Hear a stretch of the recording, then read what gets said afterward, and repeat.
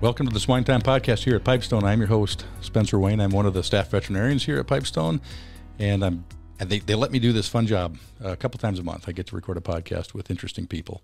Sometimes they're not from within our organization. Most of the time they are within the organization, and they're people that have skills that have valuable things to share. And so today I got some guests that I'm really excited about. Nick Enfield and Jeff Blythe. Jeff is also one of our veterinarians. Nick is a production person, and I'll turn it over to them, and they can just briefly describe who they are, how long they've been with the company, what they do, so you kind of get a little bit of background. And then we're going to get into the topic of ventilation challenges. And both of these guys have thoughts that are, I think, worth sharing on challenges and pitfalls and things that might go wrong, both on the health side and the mechanical setup side. So I'll start with Jeff. Why don't you introduce yourself and say who you are, and we'll go over to Nick after that. Yeah, thank you, Spencer. Jeff Blythe, grew up in southeast Iowa, practiced in northwest Iowa and South Dakota the last 33, 34 years. So been with the company since 2018 and do a lot of grow finish work on downstream flows from many of our sow farms as well as individual producer sow farms. Okay. Nick, tell us about yourself. So I've been with Pipestone about 7 years and grew up in central Iowa and still live there.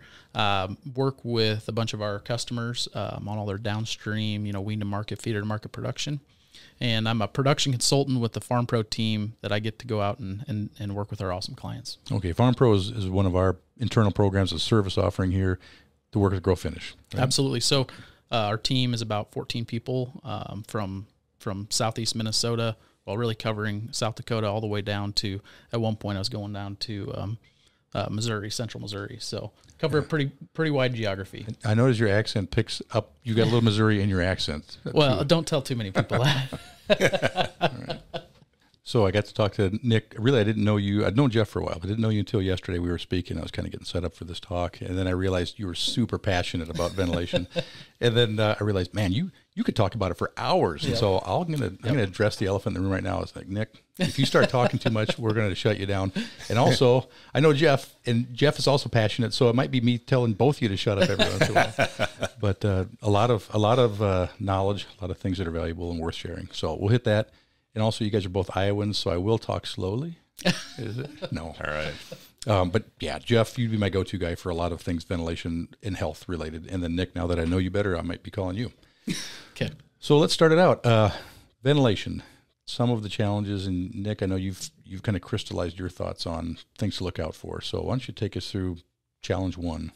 Yeah. So for me, as we think about kind of the basics of ventilation, before we talk about the nuances of CFMs or even a recommended temperature curve, a set point, functionality is paramount. So it doesn't matter how we set it up, if fans aren't functioning, things like that. Probes are incredibly important because temperature drives how that barn stages up and stages down. So a couple of things, we see fairly often.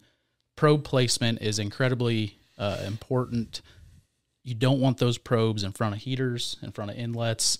It really leaves you pretty limited in where you can place those probes in a barn, but having those in the right spot can really drive the temperature in the barn and how those pigs are performing in the facility. So a couple other things I wanted to bring up that are, I think overlooked at times is fan performance. So, like we talked about, like on a tunnel fan specifically, those molded plastic cones are meant to create a vortex. And so I was actually having a conversation with somebody at AP last week, and those tunnel fans can lose, approximately about 15% of their performance. So, those things break over time. They get brittle.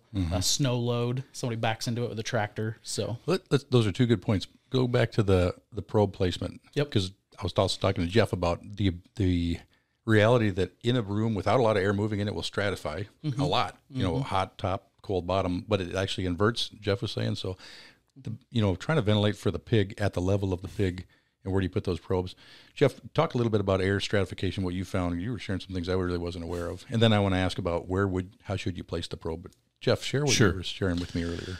So, with the new tools we have over the more recent years, as opposed to when I first came out as a veterinarian in the early 90s, two tools that I carry with me quite often into barns would be one, an anemometer, of course, to check airspeed. Like a red kestrel? Yeah, a red kestrel anemometer. They're not very expensive. I think for anybody that's doing any serious number of pigs that they're watching over should have an anemometer. And I also have what's called a Raytech gun, or a Raytech Ranger. Infrared gun, like a infrared gun. Yeah. And so what I've found in my career, I've got a few pet peeves in veterinary medicine and production medicine, and one of them is cold pigs, okay, right? Or and those kind of things, especially early on in the nursery, early on in the finisher. We're getting into fall. We're going to pump the pits. We're going to create a lot more air, cooler air underneath the pig that's going to be pulling past that pig, or that pig is exposed to. So to your point, Spencer, about the stratification, what we typically see, and whether you're going into a nursery or a wean to finish barn, and at the certain square footage, we've got way more square footage per pig than we need early on, right? And at some point in that, either that nursery or in that finisher, most of our probes are set at roughly 5 feet off the ground, we'll say, right? Just keep them away from the pigs, things like that. And what I found when you temp what the probe is at, and the probe is reading that, you're reading our set point, and what the pig is feeling down low, it's certainly cooler than the probe early because hot air rises, right? But as you get enough pig density within that pen, and now we're approaching a certain amount of pig density, it actually inverts. So the pig is feeling a warmer temperature in his microenvironment down there than what the probe is reading 5 degrees off, or 5 feet off the ground. Yeah, so that it shifts. It goes absolutely the opposite. So in my mind, it's like, well, we should have the temp being read where the pig is at any given moment, early or late. Right. But then how do you do that? Well, you can with PVC tubing and stuff, but I think it's still, I think you just be aware and leave them where they are, and just be aware, okay, back to our point, the pig is always right. Kind of like the customer is always right, the pig is always right. The pig's going to tell you what's going on. And I still like the 5 feet off the ground if you want to get to that nitty gritty of bringing the probe down there, but you got dirty, it's a little dirty that can get plugged up in that PVC tubing and things like that. So, and then they eat it. Or they eat it. Yeah, exactly. Okay, so be mindful. But I've seen people that take a PVC tube and they've got holes drilled in it and try to get air, but you're always kind of not allowing the probe to fully feel the room when you guard it like that. True. Okay, so there's that. You mentioned not being in front of heaters, and I've definitely seen that. Overrides for when people wash, flipping them all the way up where you're trying to ventilate a minimum, but your 36-inch fan keeps running the entire time is another one. That's dumb. That's a dumb mistake. But what else for probe placement for? Yeah, and I don't want to, on those heaters, they come with deflectors. So some guys have them on, some guys have them off. I whether you run them with or without doesn't really matter. You just don't want the heater blowing on that probe. Yep. It can throw off your actual room temperature pretty far if your probe's getting blown on by the heater, vice versa by inlets, and so by the inlets. And I was in a tunnel barn one time. Bill Steenster actually called me there. He's struggling to figure out what was going on. And Bill struggles a lot, though. He does struggle a lot. And but we were walking through there and trying to figure out, the controller was saying it was X temp in there. We could feel, this was before we had our anemometer in our pocket, and we could feel it was significantly warmer in there. And so we just started walking through, and here we found the temperature probes were placed directly between inlets, so it was taking air out of those inlets, so it was feeling a lot cooler than the actual barn temperature was. So what about, I've seen it where you take the old Mountain Dew bottle, you slide it over, you tape it, so it's a little bit of a shield for direct contact. Is that effective? I think it probably must help a little. I think it depends on the situation. I have seen that more often. Actually, the first time I saw it was in a nursery. And I think, the building's smaller, so it just compresses your options of where you can place those probes. So it might be offset to the inlet just a little bit, but it's still catching some air. And I think those types of situations dampen it a little bit. Yep. Okay, so probe placement. We could beat that horse to death for a long time. But, probe placement, make sure the pig is you're guiding your decisions on ventilation to where the pig is feeling it, and even if it's just knowing that it's going to be different, early versus late, and doing that, and then watching the pig all the time. The pig is always right, so the pig's piled up, and you're thinking, "Dang it, pigs! It's warm enough for you." Yet they're piled up 3 deep. It's not warm enough for them. Cones. You lose how much ventilation capacity or efficiency if you don't have the cones, and that's the outside cone. That's So on a tunnel fan, we're talking about a 15% reduction in efficiency. On those pit fans, we actually figure about 10% for dirt and manure. I mean, inherently, pit fans will get dirty, and about another 10% for what I would call wind resistance. So whether it's got shutters in there, or the wind deflector hat, or even prevailing winds. So we really take those fans, their book value times 90% twice to get at what I would call an actualized CFM value. Okay. Yeah. And the reason those cones that sit outside the barn on the fan, and they allow, you used to call it vortexing, but essentially the air is going out, and because it's going out in more of a shaft of air versus just dispersing, that allows it to be more efficient as it pulls air out of the barn. So you lose some, if you don't have the cones on, you lose that. Absolutely. And they'll crack over time, you said. Yep. Okay. So you mentioned that. Now what next?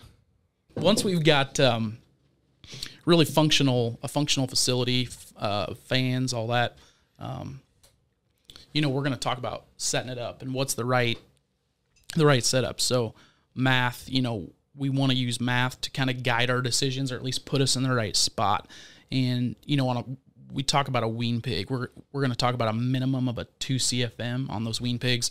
So when we talk about, we'll just do easy math here. 1,000 head room, 2 CFM, you're looking for 2,000 CFMs, right?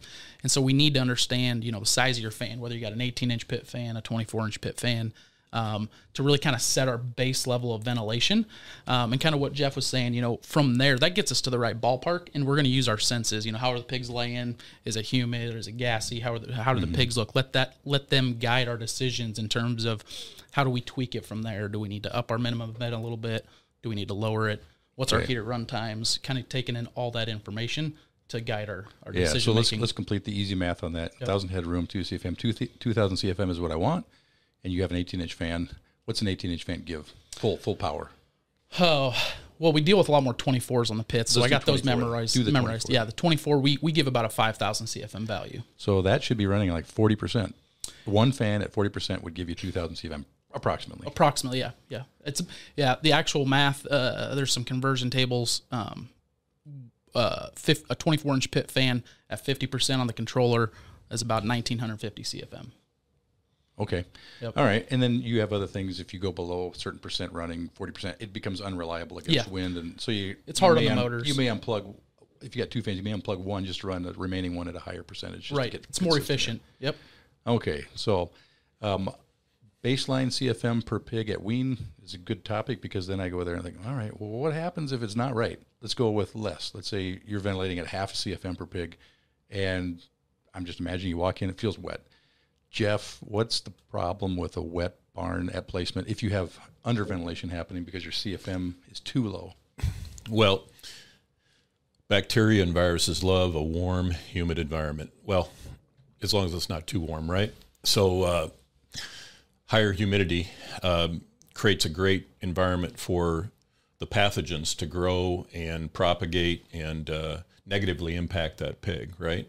And so just like it's over my 30-year career, it's been phenomenal, the advances in ventilation and the quality of the barns. I mean, I grew up in kind of some modified open fronts and some chimney barns, and they would be very, very wet, water dripping on you in the winter, in the coldest days, and you came out smelling very strongly out of those barns. Mm-hmm. Now in the new engineered barns that we have, we can ventilate, before, for example, a curtain finishing barn, we can get to 45, 50 CFMs even sometimes before that curtain needs to run. And you're going to smell like a pig, but it's a good indicator that we're keeping the humidity out of the barn. We want to shoot for somewhere between 40 and 60, probably around 50% humidity is a good target for most days, and that's good to keep. It helps keeps the slats dry, the pig's microenvironment dry. Where would you get worried if you have a humidity probe? The Kestrel that I use has got wind speed, humidity, temperature. If you go in there and say, I was reading 78, get worried. Where would you say, hey, we got to dry this thing down, because whether it's because of diarrhea on the slats causing it or under ventilation, there's just too much moisture in the room. Where's the action point where you got to change something? I definitely want to be intervening if it's getting towards 70, or above 70. 80's worse, obviously, but really try to drive towards the 50% range, give or take. All right. Okay. What's the highest you've ever seen in a barn, if you're measuring it? 80s, upper 80s. Yeah. I've seen it 90 before, where it feels like it is almost literally raining on you. For sure. Yeah. Okay. All right. So then the question for Jeff is, it's high. What would you see? What's the outcome of that? I got a problem, and the problem is what? From being too humid? That you would actually see and diagnose or say, this is the problem we're dealing with because of this ventilation? There's a few things. I think when it's really humid, and depending on the environment, the temperature of the room, you can actually make the pigs, slightly damp. And so they feel wet because they're wet. The air's wet. But what health thing happens, I guess, is what I'm getting Sure. at. Well, so it's, again, as I mentioned, a better environment for the gut bugs to grow, right? The E. coli's, the viral things like that. It's also a difficult environment to breathe. And so respiratory is a possibility. The bacteria as I mentioned, love a warm, humid environment. That's why strep lives on the tonsils. So would you see more strep or Haemophilus or those type of things in a really damp room? Absolutely. Back early in my career, as I mentioned, I mean, that was the driver in those modified open front, the Cargill type barns, or the partial slatted barns with the chimney style. We'd see APP. Oh, really? From ventilation causing. Yeah. Okay. In little pigs or bigger pigs? Bigger pigs. This would be downstream definitely back when APP was a bigger problem and before we started eradicating that from the swine herds and things like that. So we'd see, back in those days it was called HPS, Haemophilus parasuis. Now it's Glasarella, Asuis, APP in a humid environment. Definitely would see that pop. Okay. In those time frames. Generally the winter months, barns closed up, things like that. Okay, so that's too low. And you said 2 CFM per pig weaned in. And the rule of thumb I got in my head is whatever the pig weight is divided by 10, or 1 CFM per that. So 30-pound pig, 3 CFM. It kind of like that. It basically goes along with 50-pound pig, 5 CFM per pig minimum. Is that what you would figure for minimum? Something close to that? That's really close, especially in, I would call it a cold weather scenario. Obviously, as weather warms, those get accelerated. Okay. So on that, if you got any commentary on too much, I got too many fans running. First, what is too much? Is that 5x the baseline, or where would you run into trouble on a wean pig? Yeah, and to what Jeff was saying, I think that's where the utilizing the tools we have, anemometers are incredibly critical as we, get the barn stage. We want to get the inlets set to the right opening. So if we think about, one fan being on and it's a static number, we're going to adjust the inlets effectively to, we're going to decide how we want to handle the pressure, or control the velocity or the speed of the air coming out of those inlets. So again, it's pretty nuanced. So to your question, it may not be that the temperature's wrong. It's that we're running the speed way too fast. It might be 1,200 feet a minute coming out of the inlets and we're drafting those pigs. Or it's too slow and it's just falling straight down. So it may not be strictly temperature related. It may be that we don't have the right airspeed coming out of those inlets. Okay. I rarely see overventilation. It's typically underventilating, and we're trying to save propane. All those kind of things around it. But it's when we run our barns too humid. It's bad for the pigs. It's bad for the people working in those barns. And then lastly, it's bad for your barn health, right? Mm-hmm. Where's that humidity going to go? We spend, the new construction is $1 million for a new finisher, right? And where's that humidity going to go if we run that barn too wet? Well, it's going to go into the stud walls. It's going to go in the ventilation. It's going to wear out your barn faster than it needs to go, or it needs to be. So I see underventilating more, and I think it's a pay me now, pay me later kind of a thing. Certainly overventilation. The pigs get confused. They don't know where's my bedroom area, where's my bathroom area, those kind of things. So you get messy pigs. You get pigs that just aren't going to perform health-wise and then production-wise. I think we have the ability with modern facilities today to keep that pig in their thermal neutral zone 330 days a year, roughly. Just the hottest days of summer, you're out. You're out. It. The rest of the time, you should be able to keep them in their thermal neutral zone. And feed efficiency in these genetics that we're feeding today is locked in. So how do we get that pig to market faster? How do we make that pig the most profitable is through feed intake and daily gain. And you're going right where we should cover a little bit is set point. You got a curve. When they're little, it's higher. When they're older, it's lower. And you could get an exact curve, but it's going to be watching the pig. But in general, cooler makes them eat more because they feel more comfortable. Yes. Where this comes up a lot. I can't set it that low because my pigs will get sick. So where do you see people running set points in the heart of finishing, let's say mid-finishing onward? Where would you want that set? Where do you feel comfortable setting the set point, and why, and what's the pig actually feel? Well, I mean, certainly you have to know your flow of pigs and what is the health, what are the challenges that you're dealing with, the types of barn. For the customers I work with, we are fortunate to have very healthy flow. We're taking those set points to 60 degrees and sometimes even 58 degrees by 70 days into the finisher. Okay, no health challenges.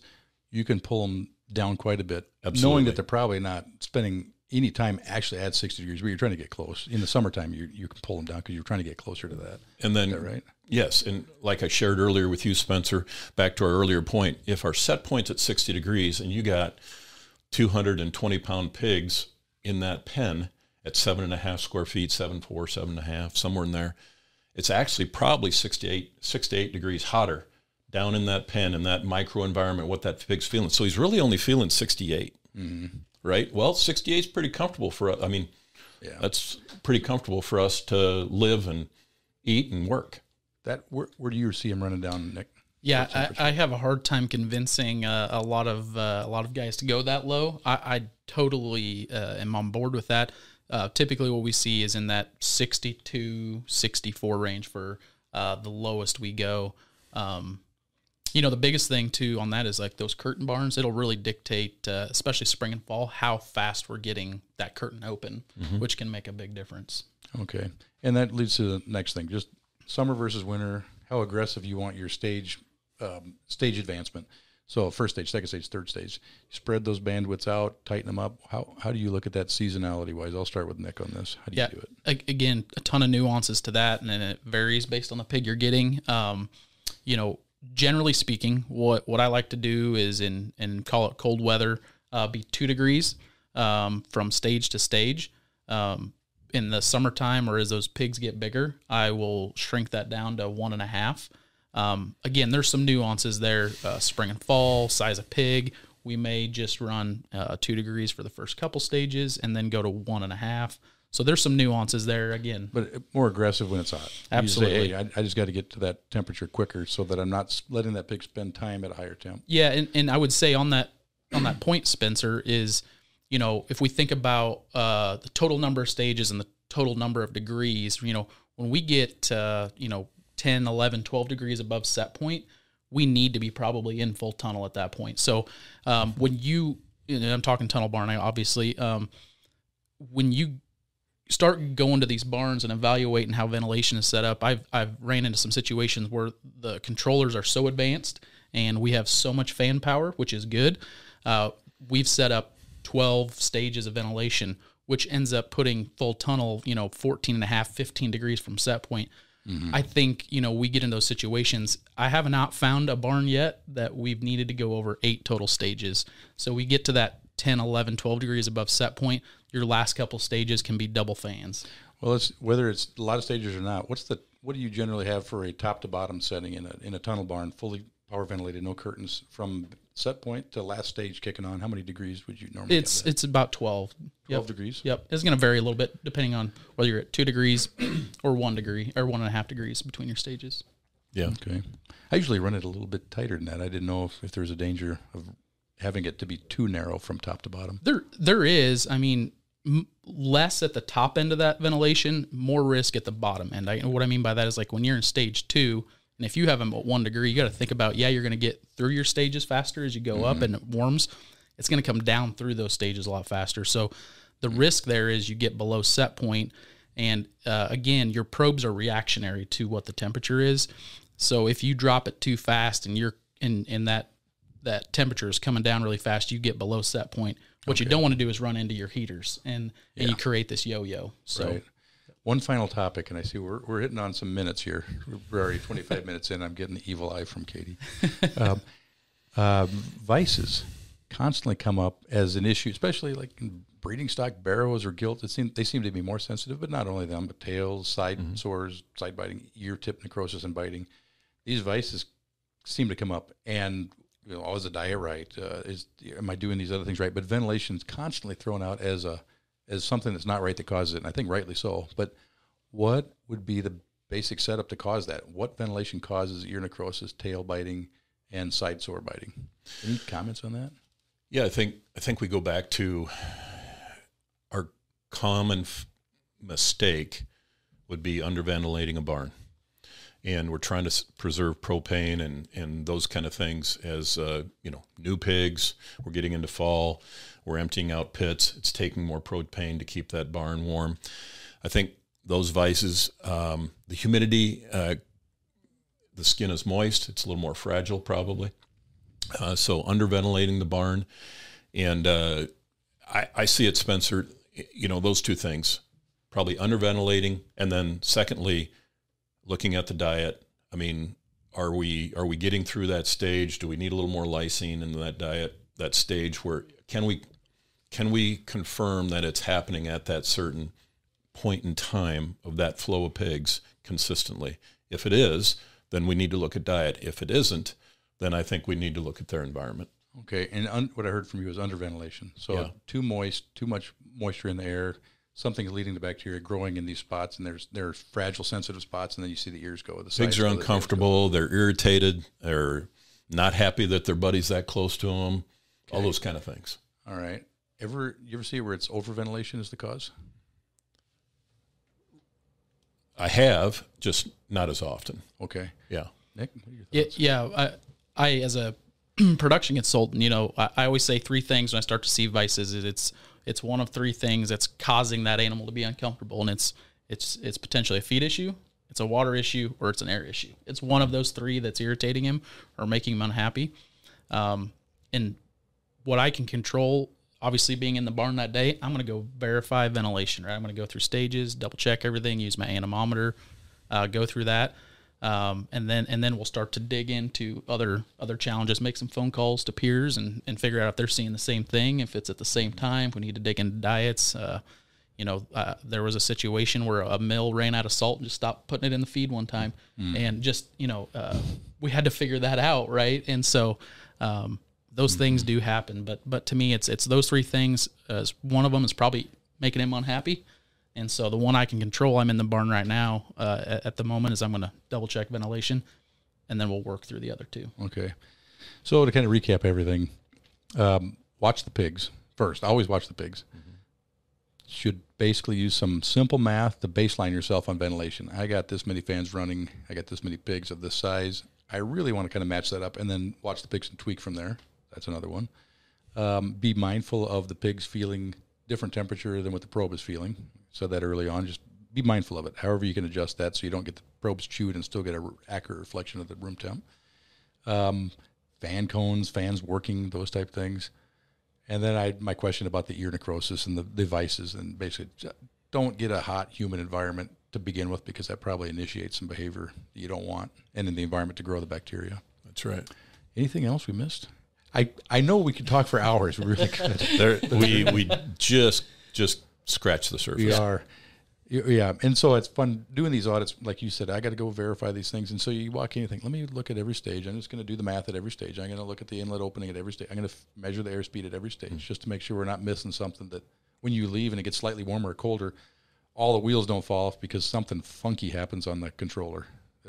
Fair to say, you should get good enough to do the math and really be critical of your settings is part of it. Absolutely. I really like to walk the barns as early as I can in the day to understand what's going on in that minimum environment, which is happening 10 or 12 hours out of the day, right? Overnight. So, hey, I keep talking more because we're at 30 minutes already now, but tools that you guys use, you talked about having a radar gun or an infrared gun, the Kestrel, some kind of anemometer. What about those Kestrel drops? The leave you can actually get a graph of humidity and temperature over a 24-hour period. You guys use those too? Yeah, I have, and like we were talking the other day to the minimum vent, we hung those, and we're actually looking at and analyzing the difference in how we set up relays and the impact it had on temperature and humidity, and it was some pretty interesting data to look at relative to pig size. So yeah, absolutely. Okay, well, I really should wrap it up now because I am way over time. You guys are the people I would go to for questions that I have, and so for our listening audience, thanks for being part of this. I imagine everybody out there that raises pigs encounters these concepts and the questions and what am I doing this right? If you ever want to bounce ideas off, you can, people can call me, people that know me, but you guys are also available internally if people want to call, and you can get hold of Nick Enfield or Jeff Blythe, veterinarian Jeff, and Nick, production person. Both these guys are passionate about health and ventilation and health and ventilation. So Absolutely. I know there's a definite cross between those two concepts, health and ventilation. So thank you, guests, for being here. I appreciate it. And thanks to our listeners for being part of this podcast today. The SwineTime podcast was created for the pork industry and individual pork producers around the country. Hosted by me, Dr. Spencer Wayne with Pipestone Veterinary Services, the podcast contains pork industry news, advancements in animal care, and how to enhance your productivity. Find the SwineTime podcast at www.pipestone.com or on your favorite listening platform.